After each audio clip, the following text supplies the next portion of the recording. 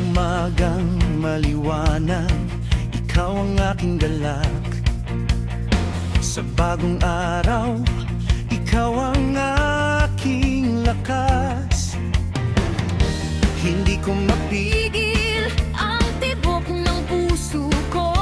Lulukso ako, sasaya ako para sa Panginoon.